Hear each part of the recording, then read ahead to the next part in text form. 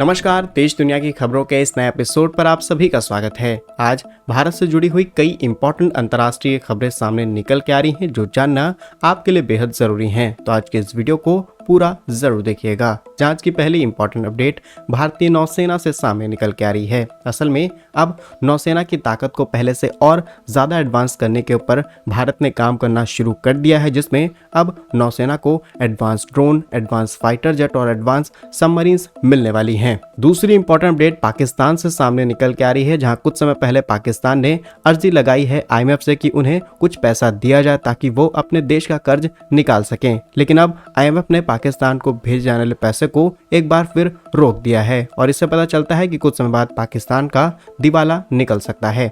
तीसरी important update crude oil के price से सामने निकल के आ रही है, जहां पर अंतर्राष्ट्रीय स्तर पर जो कच्चे तेल के दाम हैं ये लगातार गिरते चले जा रहे हैं। इसमें कई एक्सपर्ट्स का मानना है कि अगर क्रूड ऑयल के प्राइस गिर रहे हैं तो कहीं ग्लोबल रिसेशन तो नहीं आने वाला। और चौथी इंपॉर्टेंट अपडेट भारत और इजराइल से सामने निकल के आ रही है, जहां एक तरफ पूरी दुनिया की नजर इजराइल पर है, वहीं दूसरी तरफ इजराइल लगातार भारत के साथ एक के बाद एक इंपॉर्टेंट पार्टनरशिप कर रहा है। और रिसेंटली हुई डेवलपमेंट्स में इजराइल ने रिलायंस कंपनी के साथ एक और समझौता साइन कर लिया है। आइए चारों इंपॉर्टेंट अपडेट आपको डिटेल्स में बताते हैं। यदि आपको हमारी ये न्यूज सीरीज पसंद आ रही है तो आज के इस वीडियो को लाइक और चैनल को सब्सक्राइब जरूर कीजिएगा। साथ ही आप हमारे दूसरे चैनल लाइव इंडिया हिंदी को सब्सक्राइब कर सकते हैं, जिसका लिंक आपको डिस्क्रिप्शन में मिलेगा। सबसे पहले भारतीय नौसेना से आ रही इंपॉर्टेंट अपडेट की बात की जाए तो इस साल के अंत तक भारतीय नौसेना को पहले से और ज्यादा ताकतवर किया जाना है। इसीलिए 2024 के खत्म होने से पहले पहले भारतीय नौसेना में 3 advance submarines, Rafale marine fighter jet और MQ-9B ड्रोन्स को शामिल कर लिया जाएगा। जल्द ही भारतीय नौसेना इस कॉन्ट्रैक्ट को भी फाइनल करने वाली है, जिसमें कुछ के ऊपर ऑलरेडी काम शुरू हो चुका है, जैसे कि मज़गांव डकयार्ड में बनाई जा रही 3 स्कॉर्पियन क्लास सबमरीन्स जो भारतीय नौसेना की ताकत को बढ़ाएंगी। और ये इसलिए तैयार किया जा रहा है क्योंकि चीन समुद्र के अंदर अपनी ताकत लगातार बढ़ाते चले जा रहा है। इसके अलावा दूसरा बड़ा कॉन्ट्रैक्ट भारतीय नौसेना INS विक्रांत एयरक्राफ्ट कैरियर को लेकर के करने वाली है, जिसके लिए करीब 26 राफेल मरीन फाइटर जेट्स को खरीदने का ऑर्डर भी प्लेस किया जा सकता है। और कहना गलत नहीं होगा कि अगले 1 से 2 महीने के भीतर भारतीय नौसेना इस कॉन्ट्रैक्ट को भी पूरी तरीके से फाइनल करके डेट भी रिलीज कर दे कि एग्जैक्टली कब तक भारतीय नौसेना को ये एडवांस हथियार मिलने वाले हैं। और कई मेजर स्टेप तो अभी से ही लिए जा रहे हैं, जहां पर भारतीय नौसेना अपने एयरक्राफ्ट कैरियर्स पर जो फाइटर जेट्स तैनात करने वाली है, इसमें फ्रांस को ही आगे किया जा रहा है। और इस चीज को लेकर के फ्रांस और भारतीय नौसेना के बीच में कुछ इंपॉर्टेंट बातचीत शुरू हो चुकी है और जल्द ही एक ऑफिशियल विजिट भी हो सकता है। इसके अलावा तीसरी इंपॉर्टेंट डील होने वाली है अमेरिका से, जहां पर हम 31 यानी कि 31 MQ-9B ड्रोन्स खरीदने वाले हैं। ये डील करीब 32,000 करोड़ रुपए की होगी और ये अक्टूबर तक फाइनल कर दी जाएगी। बाकी भारतीय नौसेना की बढ़ाई जा रही इस ताकत पर आप क्या सोचते हैं, हमें कमेंट्स में जरूर बताइएगा। नेक्स्ट इंपॉर्टेंट अपडेट की बात की जाए तो ये पाकिस्तान से सामने निकल के आ रही है। पाकिस्तान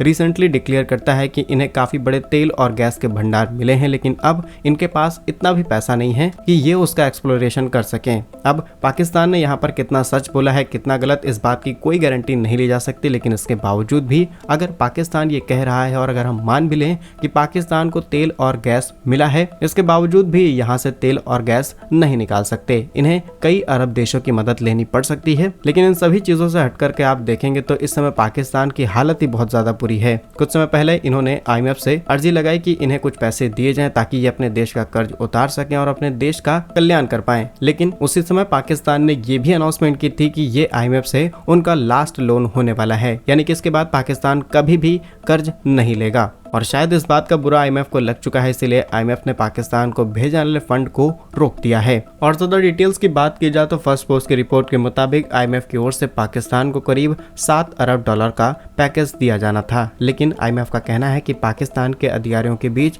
बातचीत हुई और ये 7 अरब डॉलर के कर्ज को 37 महीनों के लिए एक्सपेंड करना चाहते हैं। लेकिन अब पता नहीं कौन से इंटरनल कन्वर्सेशन हुई है जिसकी वजह से पाकिस्तान का फंड रोका जा चुका है। वैसे तो 9 सितंबर तक ये पाकिस्तान को भेज दिया जाना चाहिए था, 18 सितंबर तक के लिए इसे टाला जा चुका है और ये आगे भी और ज्यादा एक्सटेंड होने वाला है। जिन्हें IMF लोन नहीं दे रहा और ये भारत पर तमाम तरीके के कमेंट्स और सवाल खड़े करते हैं। कुछ समय पहले हमारे चैनल पर भी एक कमेंट आता है जहां पर हम आपको बताते हैं कि पाकिस्तान टर्की से सेकंड हैंड S-400 खरीदने वाला है। ऐसे में पाकिस्तान से कमेंट आया कि इंडिया वालों हम तुम्हारा दर्द समझ सकते हैं। अब आप इसी बात से अंदाजा लगा सकते हैं कि पाकिस्तान के हालात कितने ज्यादा बुरे हैं, क्योंकि इन्हें नहीं पता कि जिस चीज को खरीदने की तैयारी कर रहे हैं उन्हें भारत ने ऑलरेडी खरीद करके इनके ही बॉर्डर पर तैनात कर दिए हैं। नेक्स्ट इंपॉर्टेंट अपडेट की बात की जाए तो यह खबर क्रूड ऑयल की कीमतों से सामने निकल के आ रही है। क्रूड ऑयल यानी कि जमीन से निकलने वाला कच्चा तेल जिसको रिफाइन करके पेट्रोल, डीजल और तमाम तरीके के पेट्रोलियम प्रोडक्ट तैयार किए जाते हैं। अब इसकी कीमतें लगातार गिरती चली जा रही हैं, जिससे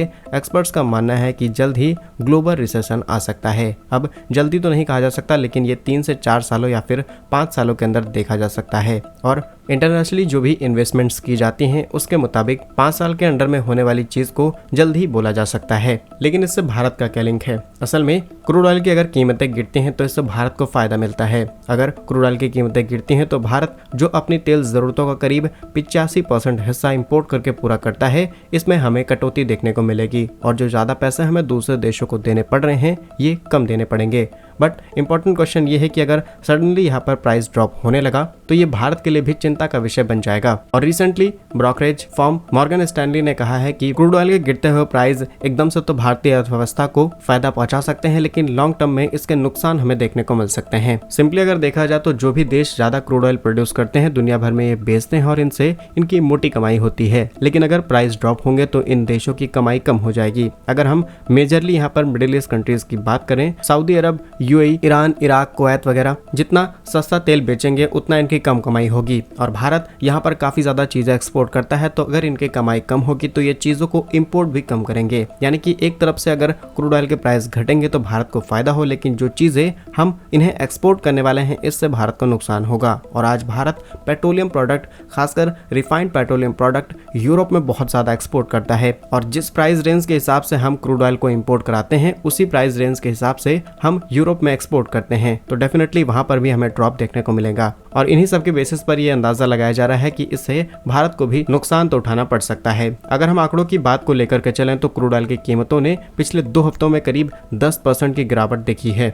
और इसके पीछे अगर मेन कारण की भी बात की जाए तो इसमें सिर्फ चीन और अमेरिका शामिल हैं। बीते सोमवार को ब्रेंट क्रूड ऑयल की कीमत करीब $71 प्रति बैरल थी वहीं, और ये भी घट करके करीब $70 प्रति बैरल हो चुकी है, जहां 2021 की शुरुआत में यही तेल की कीमत करीब $90 प्रति बैरल थी। बाकी आपका क्या कुछ मानना है, इससे भारत पर इम्पैक्ट पड़ेगा या फिर नहीं? आप अपनी राय कमेंट्स में जरूर लिखिएगा। नेक्स्ट इंपॉर्टेंट अपडेट की बात की जाए तो ये भारत और इजरायल से सामने निकल के आ रही है, जहां पर कुछ दिनों पहले ही इजरायल की इलेक्ट्रॉनिक कंपनी टावर सेमीकंडक्टर ने अडानी ग्रुप के साथ मिलकर करीब $10 बिलियन का प्लान सेटअप किया है, जिससे ये भारत के अंदर इलेक्ट्रॉनिक और सेमीकंडक्टर इंडस्ट्री में मैन्युफैक्चरिंग को आगे बढ़ाने वाले हैं। लेकिन रिसेंटली रिपोर्ट्स के मुताबिक अब रिलायंस के साथ मिलकर के इजरायल की कंपनी डेल्टा ने भी एक पार्टनरशिप साइन की है। इसमें 50-50% का ज्वाइंट वेंचर साइन किया गया है, जिससे अब ये एक टेक्सटाइल कंपनी है जो कि भारत के अंदर मल्टीपल बिजनेस ऑपरेट करने वाली है। बट कंपनी का टारगेट है कि ये बड़े बड़े ब्रांड्स जैसे कि जॉकी, स्पीडो जैसे